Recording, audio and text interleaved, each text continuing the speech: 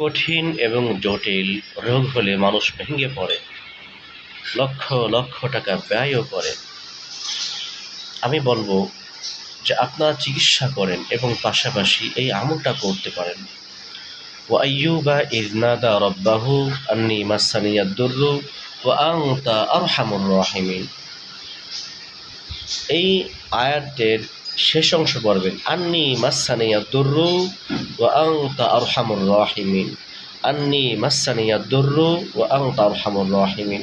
এর অর্থ হলো, আল্লাহ আমাকে রোগ ধরে ফেলছে, আমাকে কষ্ট পাকড়াও করে ফেলেছে, তুমি রহমান এবং রহিম, তুমি দয়ালু, তুমি ছাড়া আমাকে কেউ রক্ষা করতে পারবে না।